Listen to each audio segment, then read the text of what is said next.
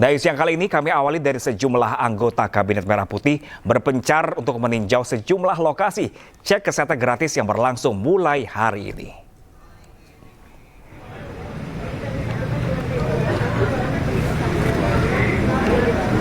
Di antaranya pemirsa, Wakil Menteri Kependudukan dan Pembangunan Keluarga Isyana Bagus Oka dan Wakil Menteri Pemberdayaan Perempuan dan Perlindungan Anak Indonesia Veronika. Isyana dan Veronika meninjau langsung cek kesehatan gratis di Puskesmas Kecamatan Kebayoran Baru, Jakarta Selatan. Keduanya melihat langsung kesiapan petugas kesehatan serta pemeriksaan yang sedang dilakukan oleh sejumlah peserta. Program cek kesehatan gratis ini berlaku untuk semua golongan usia, mulai dari bayi yang baru lahir hingga lansia.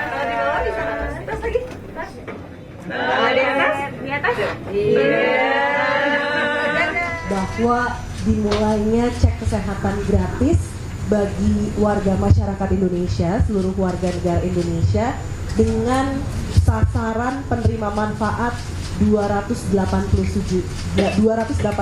juta warga negara Indonesia.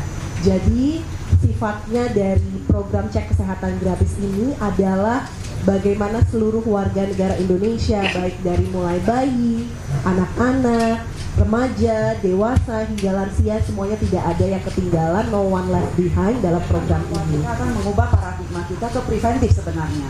Dan di kementerian kita, memang kita ada program Ruang Bersama Indonesia, di mana itu akan diajak seluruh kolaborasi kementerian semua untuk bersama-sama membangun SDM seperti yang dicita-citakan generasi emas 2045. Jadi kolaborasi ini sebuah platform yang kementerian semua, koperasi masuk, UMKM masuk, BKKBN membina keluarga. Family planning penting sekali. Karena kalau kita banyak anaknya tidak berkualitas, kita tidak mampu mendidik, tidak mampu memberikan makanan yang sehat, mulai dari ibu hamil, stunting, sampai anak-anak seperti program Pak Presiden yang memberi makan anak.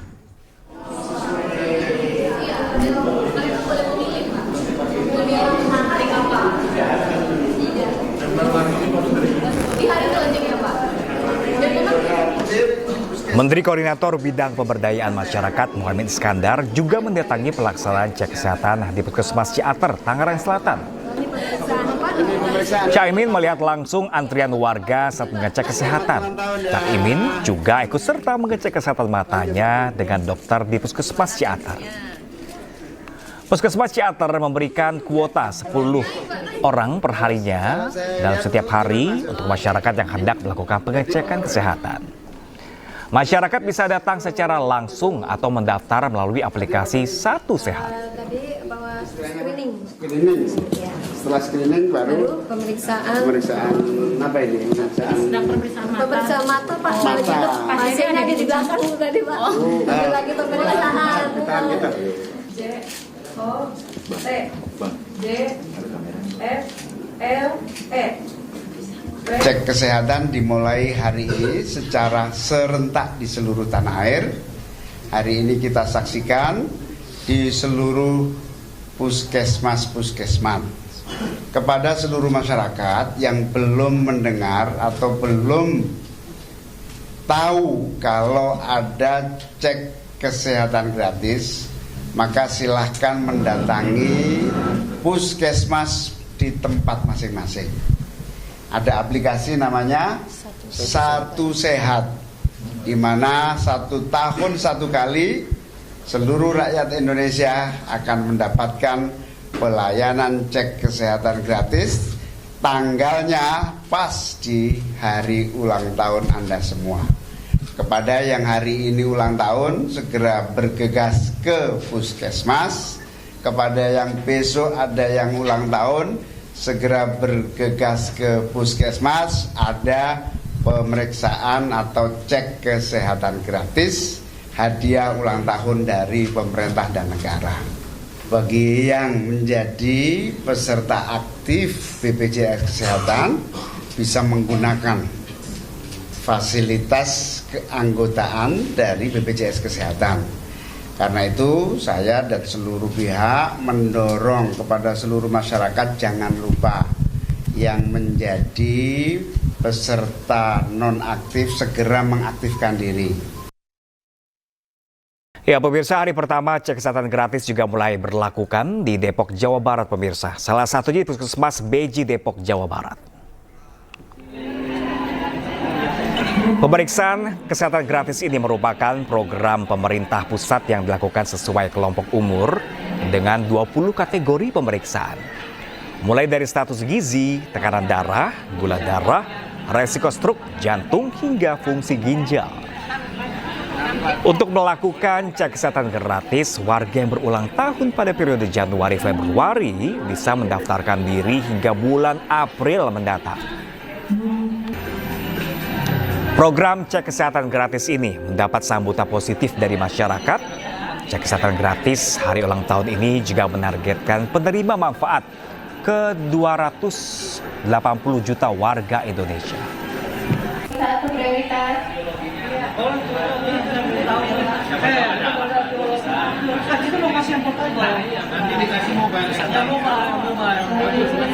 Yang dewasa ya tadi pemeriksaannya dilakukan pemeriksaan kesehatan gitu ya, dari mulai pemeriksaan ada ronsennya juga, EKG-nya juga, tadi katanya pemeriksaannya lengkap. Cuma saya tadi baru selesai daftarnya masih manual gitu. Jadi nanti menunggu antrian yang 7 baru saya dipanggil untuk pemeriksaan kesehatan. Jadi kayak medical check up gitu ya? Iya, medical check up. Ini pas berulang tahun atau gimana? Iya, saya berulang tahun di tanggal 31 Januari. Masih bisa untuk 30 hari ke depan pemeriksaan kesehatan gratis. Ya, pemirsa, tidak hanya di wilayah Jabodetabek saja, kita akan juga memantau jalannya program pemeriksaan gratis di sejumlah daerah. Sudah rekan kami, Ridwan Nasution, langsung dari Puskesmas PB Selayang 2, Medan, Sumatera Utara, dan Julius Win dari Puskesmas Tamalate, Makassar, Sulawesi Selatan, pemirsa. Kita terlebih dahulu ke Medan, Sumatera Utara, ada Ridwan di sana. Halo, selamat siang rekan Ridwan, bagaimanakah jalannya cek kesehatan perdana gratis di sana? Ya, siang Pram dan juga pemirsa, launching pemeriksaan kesehatan gratis di Sumatera Utara hari ini dimulai di Kota Medan, tepatnya di UPT Puskesmas PB Selayang 2, Jalan Bunga Cempaka, Medan, Sumatera Utara. Sejak pagi tadi sudah banyak warga yang melakukan pemeriksaan gratis dan pihak Puskesmas hari ini membatasi 30 orang pendaftar untuk pemeriksaan kesehatan gratis tepat di hari ulang tahun. Pram. Kalau terkendala sendiri, Ridwan, di Medan sendiri, adakah kendala yang dialami para peserta yang baru pertama kali untuk hari ini perdananya? Saya akan menunjukkan situasi di Puskesmas. Dimulai dari pintu pertama, kita melakukan pendaftaran. Kemudian kita akan mengantri. Lalu ada sejumlah pemeriksaan seperti pemeriksaan tensi dan beberapa pemeriksaan lain. Pihak Puskesmas juga mendekor atau mendesain Puskesmas dengan balon-balon dan sejumlah dekorasi ulang tahun untuk menambah ketertarikan masyarakat. Ini saya tunjukkan beberapa warga yang sedang melakukan pemeriksaan kesehatan gratis, Pram.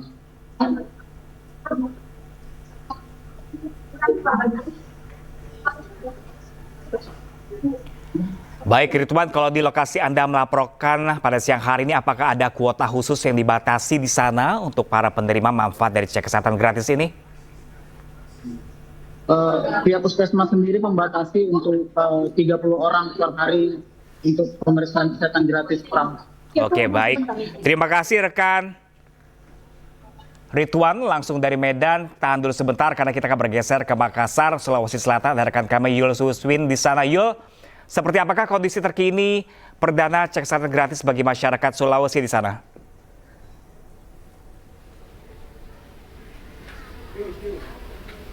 Baik Pram dan juga pemirsa, saat ini saya berada di Puskesmas Tamalate dan memang untuk pelaksanaan program pemeriksaan kesehatan gratis ini telah dilaksanakan sejak pagi tadi, Mas Pram, dan memang saat ini yang terlihat hanya masyarakat yang melakukan pemeriksaan umum seperti biasanya yang mendatangi Puskesmas untuk melakukan pemeriksaan kesehatan kepada petugas. Dan memang pagi tadi sekitar pelaksanaan program pemeriksaan kesehatan gratis ini sudah berlangsung sejak pukul 7 pagi tadi, dan itu dipantau langsung oleh unsur Forkopimda seperti pejabat Gubernur Sulawesi Selatan, Wali Kota Makassar, Dinas Kesehatan, dan beberapa unsur terkait. Dan memang untuk di Sulawesi Selatan sendiri ini ada sekitar 474 puskesmas yang melaksanakan pelaksanaan program kesehatan gratis ini secara serentak di Sulawesi Selatan. Dan untuk di Kota Makassar sendiri ada sekitar 47 maksud kami puskesmas yang juga melaksanakan program pemeriksaan kesehatan gratis yang serentak dilaksanakan hari ini oleh pemerintah sebagai hadiah ulang tahun kepada masyarakat yang berulang tahun. Dan juga untuk di puskesmas Tamalate sendiri ini Tuan, maksud kami Mas Pram, ada sekitar 5 orang tadi yang melaksanakan program pemeriksaan kesehatan gratis, dan mereka ini yang berulang tahun hari ini. Adapun kelima orang tersebut sudah mewakili dari anak-anak, ada ibu lansia, ada anak sekolah, ada anak dewasa, dan juga ibu hamil. Dan kelima warga yang melaksanakan pemeriksaan kesehatan gratis tadi ini sudah menerima rapor, dan di mana di dalam satu aplikasi Satu Sehat Mobile ini mereka dapat melihat hasil screening dari pemeriksaan kesehatan yang dilakukan pagi tadi di Puskesmas Tamalate.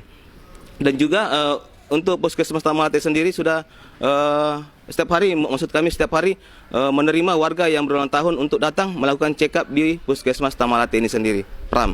Baik, rekan Julius Win, mungkin kalau Anda bertegur sapa dengan masyarakat Makassar, Sulawesi Selatan terkait adanya program ini, apakah semuanya memang sudah benar tahu terkait program gratis ini?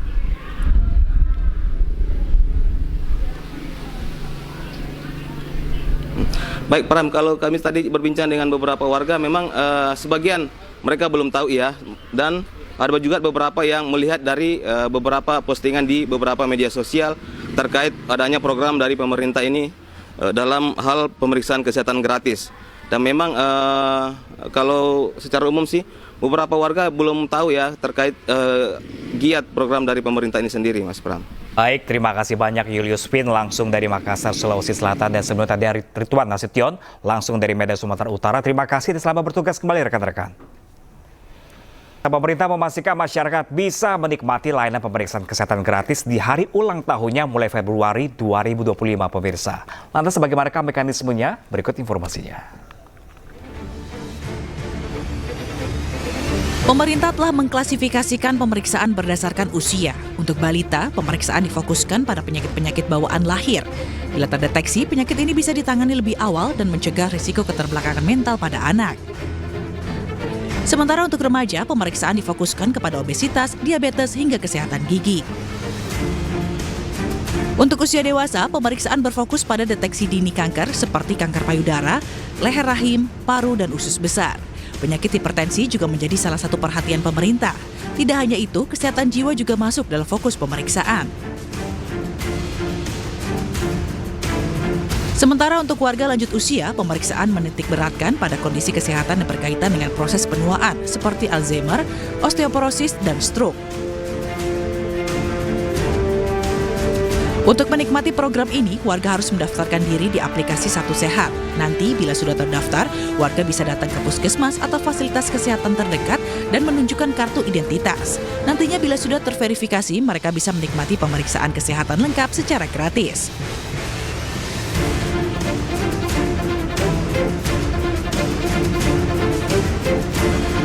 Ya, pemirsa, kembali bersama kami di Ayu Siang. Pemirsa, petugas dari Basarnas, TNI, dan polisi bergotong royong gunakan tali untuk menarik korbannya.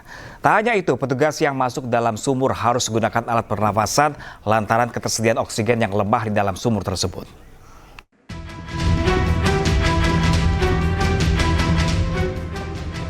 Beginilah proses evakuasi Ervan Effendi, 37 tahun warga desa Serut, Kecamatan Panti, Jember yang tewas tercebur sumur di area rumahnya. Korban diduga terpeleset saat sedang menimba air di sumur dengan kedalaman 14 meter. Tim Basarnas, TNI, dan polisi mengevakuasi korban dengan cara menarik menggunakan tali khusus. Korban tercebur sumur diketahui saat warga sedang menimba air di sumur tersebut. Kurang dari 1 jam jasad korban akhirnya berhasil dievakuasi. Tak ada tanda-tanda kekerasan dari jasad korban. Sumurnya agak sempit, itu yang menjadi kendala untuk kedalaman 14 meter. Dan diduga di dalam itu nipis oksigen. Kondisi korban telungkup dan dalam keadaan meninggal dunia. Kini jenazah korban telah diserahkan ke pihak keluarga untuk dimakamkan di TPU desa setempat. Dari Jember, Jawa Timur, Bambang Sugiarto, iNews melaporkan. Gelar pesta miras oplosan 4 dari 8 orang warga Kelurahan Tegalega, Kota Bogor, Jawa Barat meregang nyawa. 1 korban kritis kini masih dirawat di Rumah Sakit PMI.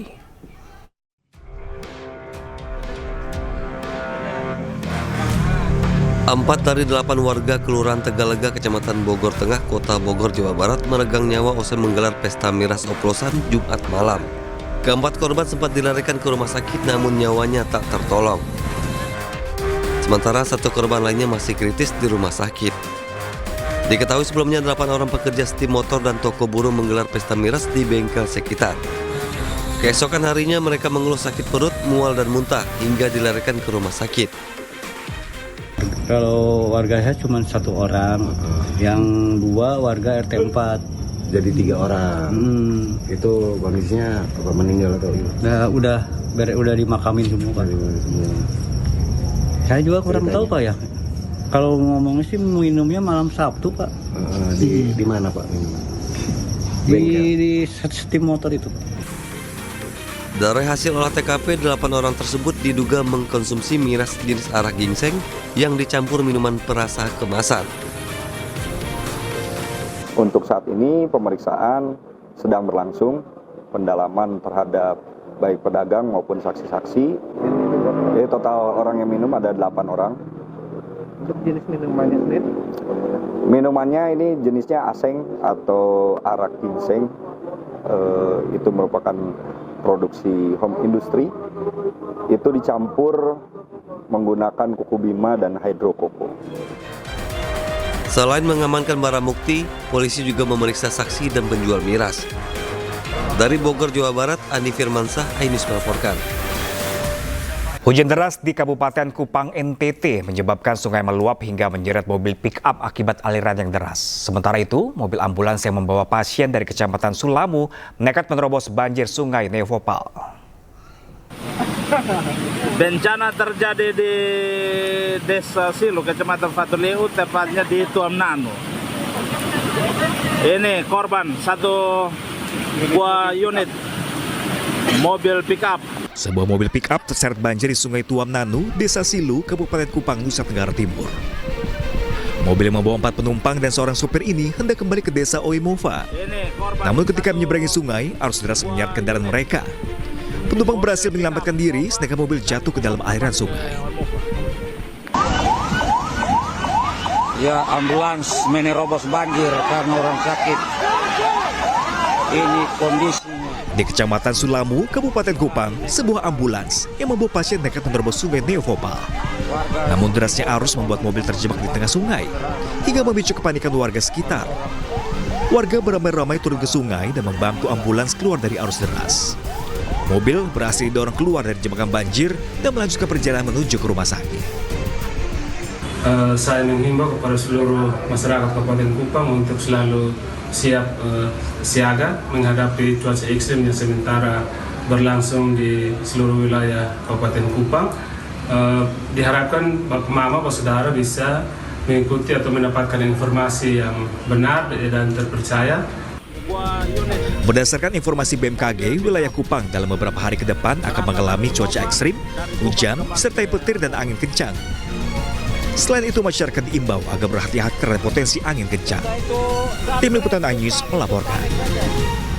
Terima kasih pemirsa, Anda kembali bersama kami di iNews Siang. Sidang kasus penembakan bos rental mobil di res area kilometer 45 Tol Tangerang Merak digelar di Pengadilan Militer Jakarta Timur. Sidang perdana hari ini menghadirkan 3 tersangka anggota TNI Angkatan Laut.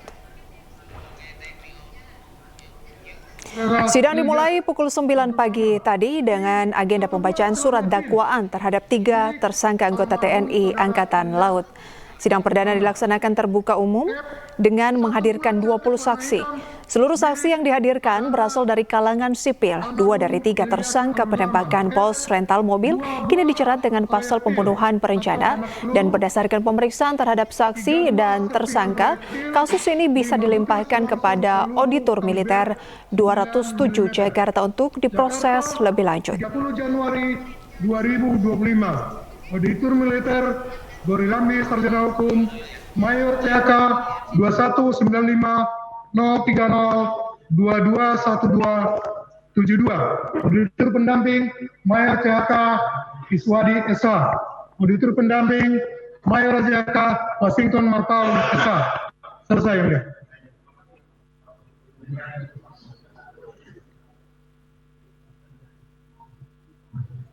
Istirahat terdakwa. Baik, para terdakwa sudah mendengar. Terdakwa 1, kamu lagi sakit? Tidak ya, dari tadi menunduk terus kamu. Ya. Para terdakwa sudah mendengar surat dakwaan yang dibacakan Auditor Militer. Sudah. Didakwa pasal berapa? Terdakwa 1.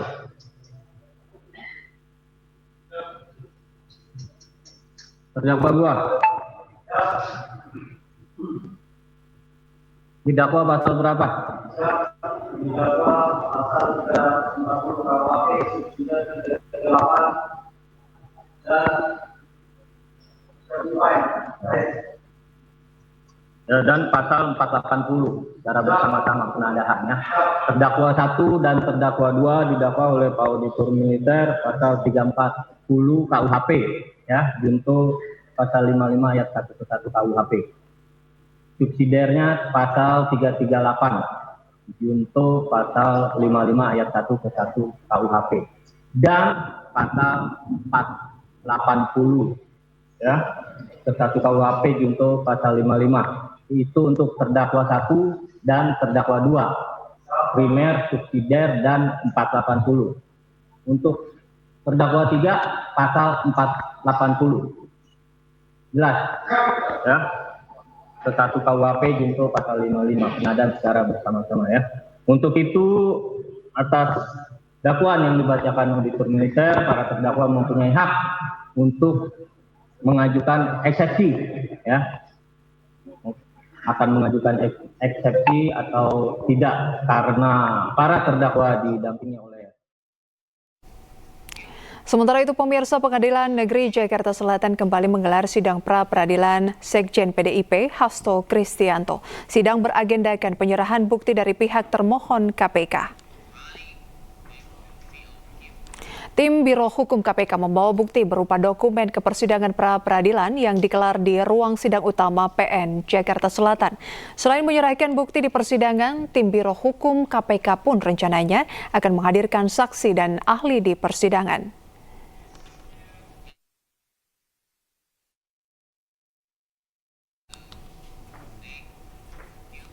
Sementara, pemirsa, kita ke keluarga korban penembakan di Selangor, Malaysia yang meminta kepada pemerintah agar jenazah korban segera dipulangkan. Korban bernama Victor Marulitua menjadi salah satu korban penembakan oleh APPM di perairan Tanjung RHU.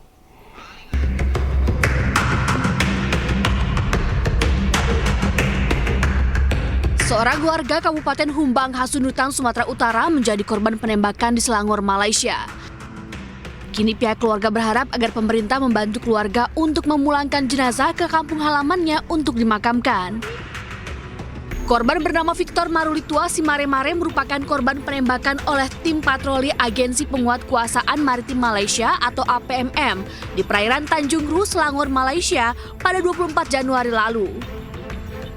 Pihak keluarga telah menyerahkan sejumlah berkas untuk keperluan identifikasi korban ke KBRI di Kuala Lumpur. Kami berharap sekali kepada pihak institut tertentu, baik KBRI, tentu sekali kepada Presiden kita yang tercinta Bapak Prabowo untuk secepatnya bertindak agar jenazah Victor Marulitua Simare-Mare dapat dikembalikan ke kampung halamannya di Humbang Hasundutan. Lahir tanggal 23 Januari 2025. Apakah video call? Enggak. Cuman dia bagi chatting aja. Dia mengatakan seperti apa, Kak? Dia mengatakan saya sudah berangkat, doain saya yang terbaik supaya jalan saya berjalan dengan lancar. Tumbuh hai. Mutangku ini. Dengan bang, kalau mau abang peke sih kan tete doli ya.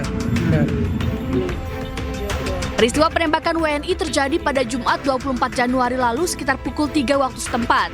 Patroli APMM mendapati sebuah kapal berisi 5 orang PMI yang sedang melintas di perairan tersebut.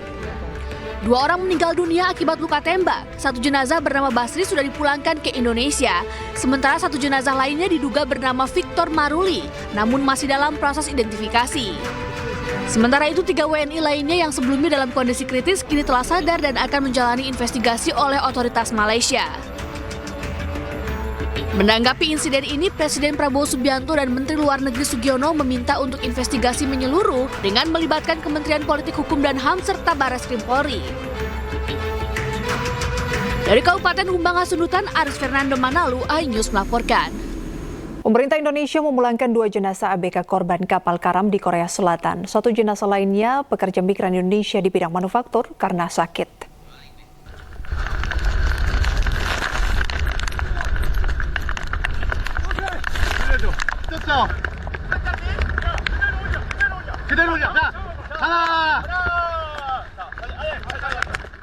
Inilah proses evakuasi saat 2 kapal Korea karam akibat cuaca buruk yakni Samguan Ho dan 33 Manse Ho di perairan Jeju, Kepulauan Toki, Korea Selatan 3 Februari 2025. Dalam peristiwa tersebut, 10 ABK warga negara Indonesia, 7 orang dinyatakan selamat, 2 orang tewas, sementara 1 PMI masih dalam proses pencarian bernama Rohman Saifullah. 2 jenazah ABK korban kapal karam, Agus Muslim, warga Cirebon, Jawa Barat, dan Faruk Kevero, warga Bangkalan, Jawa Timur, diserahkan ke pihak keluarga oleh Dirjen Perlindungan Pekerja Migran Indonesia di Kargo Jenazah Human Remains Bandara Internasional Soekarno-Hatta, Tangerang, Banten. 1 jenazah lainnya yang diserahkan ke keluarga adalah PMI bernama Antonius Hermawan, warga Banyuwangi, Jawa Timur, yang bekerja di bidang manufaktur karena sakit di asrama mes. Dari 10 ABK diberitakan 7 orang selamat dan 2 orang meninggal dunia. Sementara 1 orang ini belum ditemukan.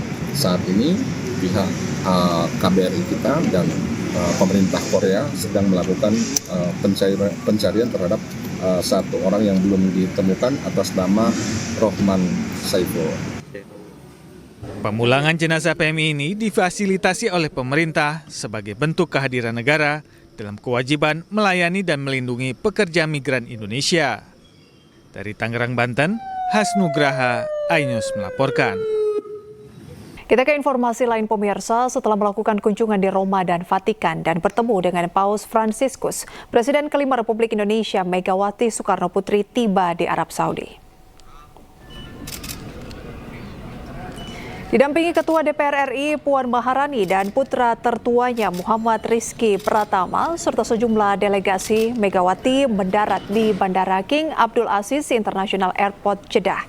Megawati disambut oleh Duta Besar Republik Indonesia untuk Arab Saudi, Abdul Aziz Ahmad, dan Konsulat Jenderal Republik Indonesia di Jeddah, Yusron Ambari. Ketua DPP PDI Perjuangan Ahmad Basari dan juga Dubes Indonesia untuk Tunisia Zuhairi Misrawi. Rencananya Megawati beserta keluarga akan melaksanakan ibadah umroh di Masjid Haram Mekah dan ziarah di makam Rasulullah serta sholat sunnah di Roda Masjid Nabawi Madinah. Ketua Umum PDIP Megawati Soekarno Putri terakhir ke Tanah Suci pada tahun 2012 saat melaksanakan ibadah haji bersama almarhum suaminya Muhammad Taufik Kemas. Ya, saya kira sebagai seorang muslimah, Ibu Mega sangat memahami bahwa melaksanakan ibadah umroh ini adalah satu ibadah sunnah yang penuh barokah, penuh rahmah, dan saya kira Ibu Mega akan berdoa di Mekah Al-Mukarramah ini, khususnya pada saat melaksanakan ibadah umroh.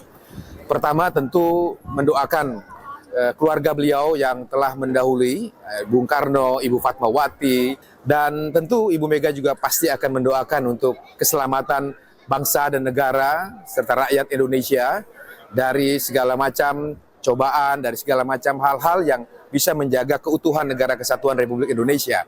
Kita ke informasi seputar gas LPG 3 kg pemirsa, di mana pasca pemberlakuan kembali gas LPG 3 kg dijual di tingkat eceran, sejumlah pengecer di kawasan Jakarta Pusat mulai menyediakan gas LPG 3 kg. Di Jalan Mahoni 6 di Bungur, Senen, unit gas 3 kg sudah tersedia pasca Presiden Prabowo membatalkan kebijakan beli gas harus di agen dan subpangkalan. Dan kini masyarakat di Senen dan beberapa wilayah di Indonesia sudah bisa membeli gas di eceran dengan harga Rp20.000. Sebelumnya gas sempat langka di pengecer lantaran pengecer harus mendaftar menjadi subpangkalan per 1 Februari 2025 untuk mendapatkan gas dari agen.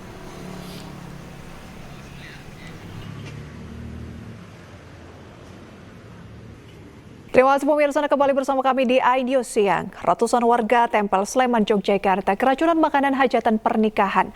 Mereka dilarikan ke sejumlah rumah sakit dengan gejala mual, pusing, hingga diare.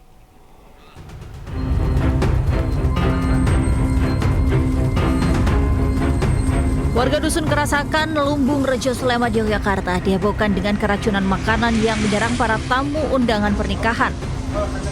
Sebanyak 104 warga dilaporkan alami keracunan. Insiden keracunan massal ini berawal saat warga menyantap makanan di sebuah acara pernikahan yang berlangsung pada Sabtu siang. Tak lama, warga alami mual, pusing hingga diare pada Minggu dini hari hingga Minggu siang. Para korban dari berbagai usia ini kemudian dilarikan ke sejumlah rumah sakit. Sebagian besar korban keracunan menjalani rawat jalan, 1 orang rawat inap dan 1 orang dilakukan observasi medis. Mulai ada indikasi penyakit muntah sama pusing-pusing itu mulai rata-rata jam 12 jam sampai pagi. Kita sudah lakukan tindakan, langsung kami dari Puskesmas Tempel 1 mengirimkan petugas kesehatan lingkungan, petugas surveillance, dokter dan 1 perawat untuk melakukan pertolongan pertama. Sampel makanan hajatan masih dilakukan uji laboratorium guna memastikan penyebab keracunan massal. Dari Sleman, Yogyakarta, Heri Trijoko, Ayus melaporkan. Pasca 2 ruang kelas di salah satu sekolah dasar di Jember ambruk, siswa harus belajar di kelas lain. Ambruknya kelas membuat siswa bersedih karena menghambat kegiatan belajar mengajar.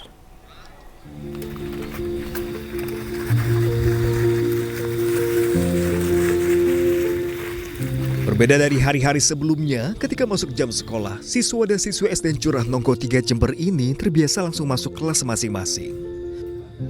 Namun kini, mereka hanya bisa melihat dari dekat 2 ruang kelas yang ambruk akibat diterjang angin kencang. Para siswa mengaku sedih lantaran kelasnya hancur dan tak dapat lagi belajar di kelas tersebut. Tahu kalau ruangannya ini roboh, sedih nggak ini? Sedih. Terus mintanya gimana? Harapannya apa ini? Dibangun lagi. Dibangun lagi ya, biar bisa dibuat untuk belajar ya. Sedih ya, gitu. Gak bisa belajar di situ ya. Iya. Terus harapannya apa ini, Dek? Minta apa? Bisa dibenahi. Bisa dibenahi ya. Ambruknya 2 kelas tersebut selain karena terjangan angin kencang, faktor usia bangunan tua juga jadi penyebab utama. Untuk sementara, pembelajaran dilakukan di kelas lain, yakni kelas 1 dengan kelas 3 dan kelas 2 dengan kelas 4.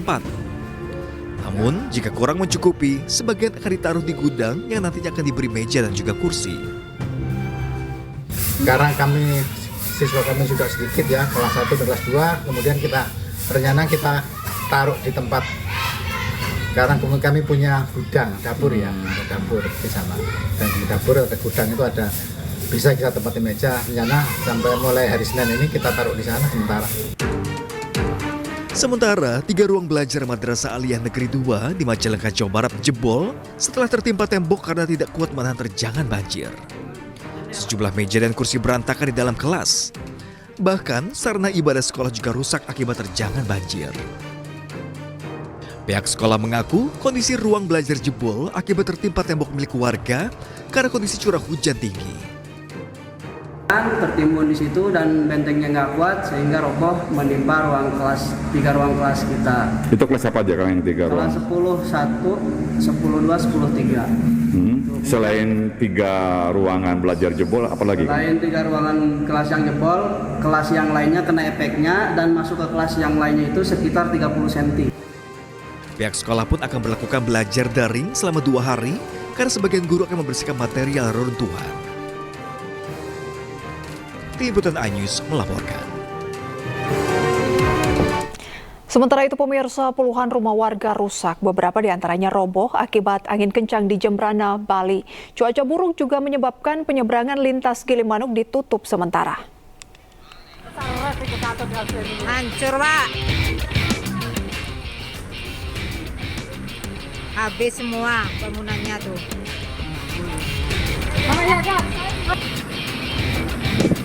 Angin. Puluhan rumah warga di Desa Pengeraguan dan Desa Medewi, Jembrana, Bali hancur usai diterjang angin kencang disertai hujan deras.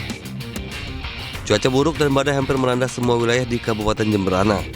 Mulai di Kelurahan Gilimanuk, Kecamatan Melaya hingga di Desa Pengeraguan, Kecamatan Pekutatan.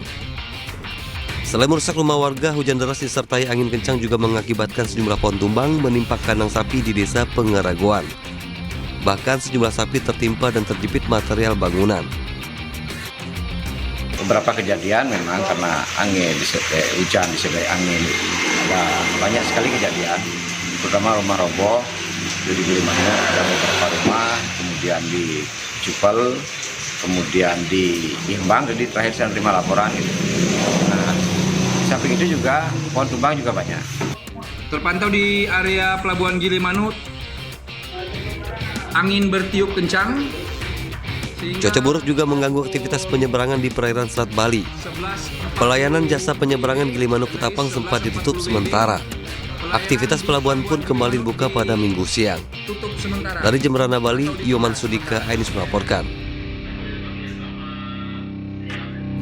Akibat diterpa angin kencang, sebuah pohon yang berada di pinggir jalan di Bondowoso, Jawa Timur tumbang dan menimpa satu keluarga yang terdiri dari bapak, ibu, dan anak. Detik-detik kejadian ini terekam CCTV.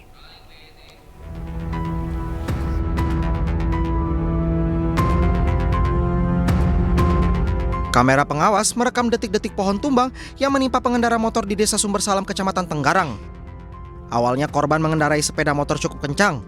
Nas, pohon mahoni yang berukuran cukup besar tiba-tiba tumbang dan langsung menimpa korban. Pengendara motor merupakan sepasang suami istri bersama satu orang anak yang masih berusia balita. Akibat peristiwa ini, sang istri mengalami luka di bagian dahi, tulang pipi, dan beberapa gigi copot. Sementara suaminya mengalami luka di bagian leher karena tersangkut kabel. Sedangkan sang anak yang berusia 5 tahun mengalami luka di bagian kepala belakang dan sempat muntah darah. Itu ada laporan dari masyarakat adanya pohon tumbang, kita lakukan evakuasi, terus juga ternyata ada korban yang ada di situ. Nah, korbannya langsung kita bawa ke UGD di Rumah Sakit Dr. Kusnadi dan sekarang masih dalam perawatan dokter di UGD Dr. Kusnadi. Pak, ini untuk pohonnya sudah dievakuasi ya Pak ya? Sudah. Ketiga korban saat ini mendapatkan perawatan medis di RSUD Kusnadi Bondowoso. Dari Bondowoso, Jawa Timur, Rizky Amirul Ahmad, iNews melaporkan.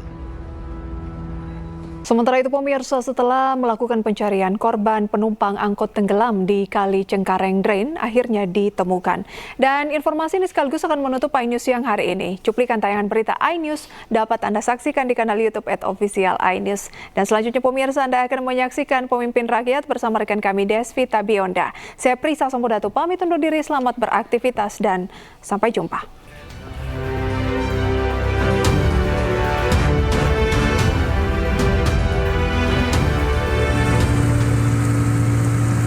Nunduk.